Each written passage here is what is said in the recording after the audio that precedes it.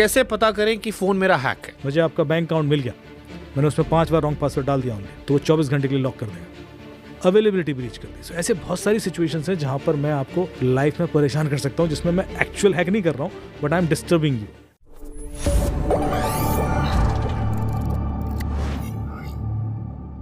कैसे पता करें कि फ़ोन मेरा हैक है? देखिए, हाँ, इसको थोड़ा सा डिटेल में बताना पड़ेगा, क्योंकि ये सवाल जितना सिंपल है उसका आंसर उतना स्ट्रेट फॉरवर्ड नहीं है। हैकिंग क्या होती है? हैकिंग, लोग सोचते हैं कि मेरे फ़ोन में किसी ने कुछ इंस्टॉल कर दिया, दैट इज़ हैकिंग। कुछ ऐसा मेलवेयर आ गया जिसकी वजह से वो मेरा डेटा ले पा रहा है। सो हैकिंग को हम लोग 3 तरीके से क्लासीफाई करते हैं। CIA ट्रायज बोलते हैं उसको, CIA, confidentiality breach, integrity breach and availability breach. Confidentiality breach का मतलब है कि मैं आपके डिवाइस में या सर्वर में घुस जाऊं और डेटा निकाल लूं, इसको बोलते हैं कॉन्फिडेंशियलिटी ब्रीच। इंटीग्रिटी ब्रीच का मतलब है कि मैं आपके डिवाइस में या सर्वर में घुसूं और डेटा चेंज कर दूं, निकालूंगा नहीं, निकाल भी लूं तो भी कहते हैं, पर उसको बदल मैनिपुलेट कर दूं और आपको पता ही नहीं पड़ा और बदल गया। अब आप ही के रिजल्ट्स गड़बड़ हो गए, आप ही का फाइनेंशियल डेटा हो सकता है, हेल्थ का डेटा हो सकता है, बहुत सारा सेंसिटिव डेटा हो सकता है जो मैं मैनिपुलेट कर दूं, इसको बोलते हैं इंटीग्रिटी ब्रीच। तीसरा जो रिलेटिवली आसान होता है वो उसको बोलते हैं अवेलेबिलिटी ब्रीच, कि मैं आपके लिए आप ही की चीज़ अनअवेलेबल कर दूं, 1 दिन के लिए, 1 घंटे के लिए, 2 घंटे के लिए, तो भी मैं आपको परेशान कर सकता हूँ। जैसे DDoS अटैक है कि मैंने सर्वर पर रिक्वेस्ट भेजना शुरू किया, सर्वर डाउन हो गया, IRCTC की वेबसाइट डाउन है, अब हज़ारों लाखों करोड़ों का नुकसान हो गया क्योंकि लोग बुक ही नहीं कर पा रहे। कोई E-कॉमर्स वेबसाइट है, डाउन कर दी मैंने डेटा ब्रीच नहीं किया, मैंने इंटीग्रिटी ब्रीच नहीं की, पर मैंने उसकी अवेलेबिलिटी खत्म कर दी। दैट इटसेल्फ इज़ हैक, वो भी हैक ही है। मैं आपके मोबाइल फ़ोन यहाँ पड़ा हुआ है, मैंने उसमें 5 बार 10 बार रॉन्ग पासवर्ड डाला तो वो लॉक हो जाता है एक पीरियड के लिए। अब आप ही स्ट्रगल कर रहे हो, दैट इज़ अवेलेबिलिटी ब्रीच। मुझे आपका बैंक अकाउंट मिल गया, मैंने उसमें 5 बार रॉन्ग पासवर्ड डाल दिया ओनली, तो वो 24 घंटे के लिए लॉक कर देगा। अवेलेबिलिटी ब्रीच कर दी। ऐसे बहुत सारी सिचुएशंस हैं जहाँ पर मैं आपको लाइफ में परेशान कर सकता हूँ, जिसमें मैं एक्चुअल हैक नहीं कर रहा हूँ, but I am disturbing you और creating disturbances in your life. फिर आता है कॉन्फिडेंशियलिटी ब्रीच का, उधर आते हैं। तभी मैं कह रहा हूँ हैक बहुत सारी सिचुएशंस है, तो हैक को हम सिंप्लीफाई करके कि साहब सिर्फ फ़ोन गर्म हो जाएगा तो हैक है क्या, या डेटा अपलोड हैवी हो रहा है, नहीं, ऐसा नहीं है, क्योंकि उन सब को काउंटर करके भी हैक हो सकता है। कई बार ऐसे मेलवेयर होते हैं जो टाइमर बेस्ड होते हैं, वो ट्रिगर ही तब करते हैं जब मुझे उनको ट्रिगर कराना है, वो हमेशा दिखेंगे नहीं, वो कभी सिग्नेचर भी नहीं दिखेगा उनका। इसको बोलते हैं परसिस्टेंट थ्रेट। वो पड़ा हुआ है, सर्वर में पड़ा है, आधार सर्वर में हो सकता है, पासपोर्ट सर्वर में हो सकता है, पर वो यूज़ तब होगा जब मैं चाहूँगा। So normally you won't find in any scan कि ये डिवाइस हैक भी है। इसी तरह मोबाइल फ़ोन का है। अब आपका मुझे OTP उड़ाने हैं, तो सिर्फ OTP उड़ाने के जो कॉन्फ़िगरेशन या तरीके हैं, दैट इज़ ऑल्सो हैक, क्योंकि हर चीज़ आपकी OTP से ही तो सिक्योर है।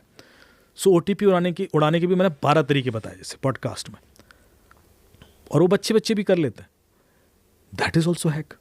अब आपने चेक करना है कि भाई मेरा कॉल फॉरवर्डिंग तो सेट नहीं कर रखी है किसी ने, जिसमें आपके कॉल किसी और को भी फॉरवर्ड हो जाते हैं जब आप बिजी हो तब, तो आप *#21# करके चेक कर सकते हैं, जिसमें बताएगा कि भाई कॉल फॉरवर्डिंग सेट है या नहीं। पर यदि किसी ने कर रखी है तो शायद आपको कई दिनों तक पता ही ना पड़े, और आपके OTPs भी जा रहे हैं और आपका पैसे भी निकल सकते हैं, और WhatsApp भी हैक हो सकता है, होते ही हैं, लगातार ये चीज़ें होती हैं। फिर और भी इस तरह के जो OTP हैक करने के क्या 12 तरीके हैं? तो मैं एक लाइन में बताता हूँ क्योंकि मैंने कई बार बता दिया है, तो मैं रिपीट नहीं करूँगा पूरा डिटेल में। तो सर, एक तो तरीका होता है कॉल मर्जिंग टेक्निक, जिसमें आपको मैं थोड़ा सोशल इंजीनियरिंग करूँगा। आपको एक कॉल आ जाए कि शुभंकर जी, एक इवेंट है अभी भारत मंडपम में, आपको बुलाना है, अवार्ड देना है, अमित जी ने आपका नंबर दिया है, तो आप बातचीत शुरू कर देंगे।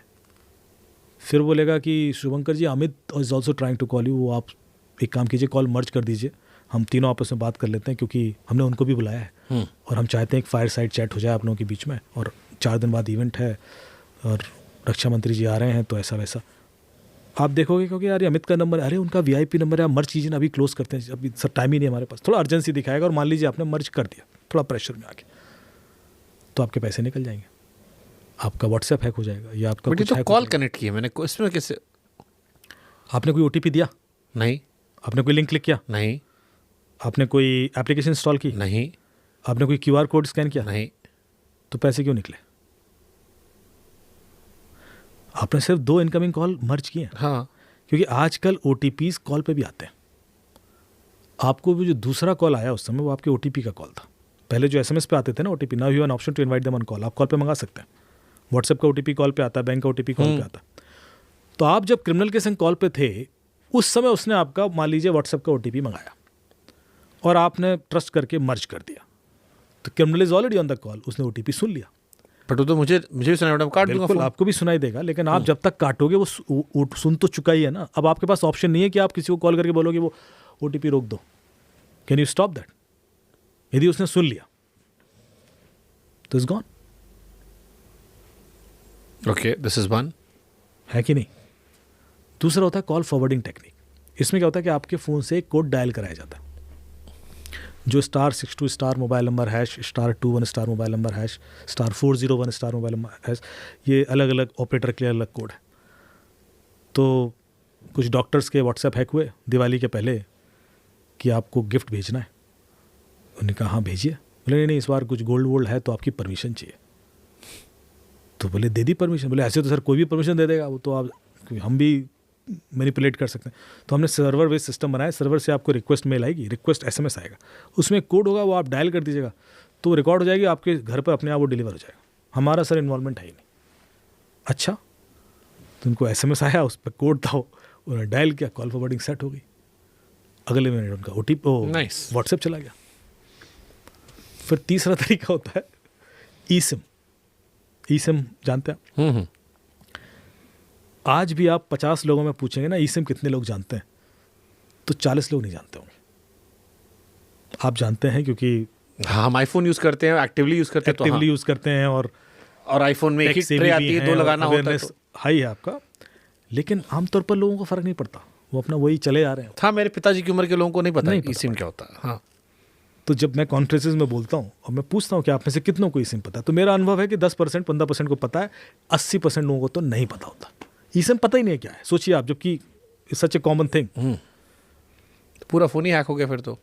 अब eSIM यदि मैं आपका क्रिएट कर लूँ तो मेरा सिम आपका हो गया, तो फिर तो सब गया ना। सब गया, पूरा फोन ही पूरा आपका है। अब वो प्रोसेस में मैं आपको ट्रैप कर लूँगा, मैं आपसे एक मैसेज करवा लूँगा गलती से, वो कर दोगे आप, क्योंकि मैं जिस तरीके से कन्विंस करूँगा वही तो आर्ट है। मैं कह रहा हूँ ना, ब्रेन को मुझे हैक करना है, मुझे आपके डिवाइस से मतलब ही नहीं है, वो तो आप ही करके दोगे मुझे।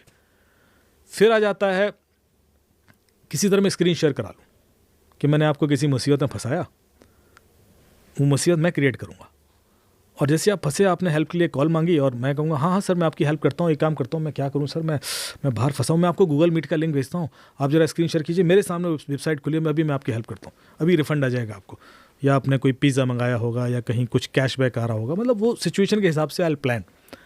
अब आप तुरंत हाँ ठीक है यार भेजो यार, मेरा तो पैसा फंस गया यार, प्लीज़ प्लीज़। आपने वो गूगल मीट का लिंक क्लिक किया, स्क्रीन शेयर किया, उसको वो रिफंड से मतलब ही नहीं है। वो पूरी कहानी इसलिए गढ़ी गई थी कि आप वो इस गूगल मीट के लिंक क्लिक करते, जैसे आप क्लिक करेंगे और स्क्रीन शेयर हुआ, उसको OTP गए ना। पर चाहे वो गूगल मीट हो, जूम हो, कुछ सपोर्ट ऐप हो, एनी डेस्क ऐप हो, टीम व्यूअर हो, कुछ भी हो, बट वो जिस तरीके से आप तक पहुंचेगा वो सपोर्ट के लिए, सर वो क्विक सपोर्ट है, क्या ऐप है, आप इंस्टॉल कर लीजिए, मैं आपको सपोर्ट देता हूँ। तो जो सीनियर सिटीजन उनको लगता है क्विक सपोर्ट है, सपोर्ट की ऐप है, कर लो इंस्टॉल, कर ली, उससे तो स्क्रीन शेयर हो रहा है।